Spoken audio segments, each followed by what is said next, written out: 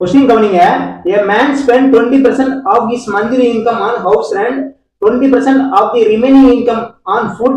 If from the remaining income, ratio of amount spent on clothing to saving of a man is 7:9, and the difference between amount spent on food and clothing is rupees 1080, then find the income of man for 9 months.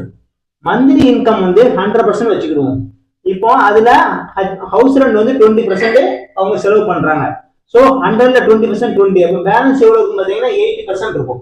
இந்த 80%ல 20% ஃபுட்டுக்கு செலவு பண்றாங்க. So 80%ல 10% வந்து 8, so 20% எவ்வளவு வரும்? 16% வரும். Balance எவ்வளவு இருக்கும் பார்த்தீங்கன்னா 64% இருக்கும். இந்த 64%ல கிளாத்துக்கு செலவு பண்றதும் சேவிங்கும் என்ன ரேஷியோல இருக்குன்னா 7:9ங்கிற ரேஷியோல இருக்கு. கிளாத்துக்கு 7 பார்ட்னா சேவிங் 9 பார்ட். அப்போ இந்த 16 பார்ட் தான் இந்த 64%. அப்போ 1 பார்ட் எவ்வளவு பாத்தீங்கன்னா 64/16 ஷார்ட் பண்ணீங்கன்னா 4% வரும்.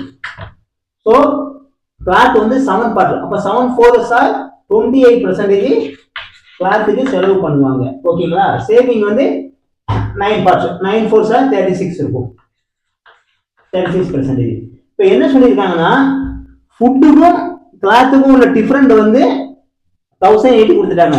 ஸோ இந்த ரெண்டுக்குள்ள டிஃபரெண்ட் பார்த்தீங்கன்னா 16 28, ரெண்டுக்குள்ள டிஃபரெண்ட் எவ்வளவு? 12%. 12% தான் இந்த 1080ங்கிறது. ஸோ 12% 1080 அப்படின்னா மந்த்லி இன்கம் எவ்வளவு? 100%. எவ்வளவு நமக்கு மந்த்லி இன்கம் கிடைச்சிரும். அவங்க வந்து 9 மந்த் கேட்கறாங்க. ஸோ மல்டிபிளிகேஷன் ஒரு 9 மந்த் ஸ்டார்ட் பண்ணீங்கன்னா இது 1 12 சார், இது 9 12 சார் 108, ஸோ 90 வரும். So 9 9 sir 81 equal to 8100. So 9 மந்தோட இன்கம் எவ்வளவு? 81,000. இந்த வீடியோ பிடிச்சிருந்துச்சுன்னா ஃப்ரெண்ட்ஸுக்கு ஷேர் பண்ணுங்க, நம்ம சேனலை சப்ஸ்கிரைப் பண்ணுங்க, நமக்கு சப்போர்ட் பண்ணுங்க. தேங்க்யூ.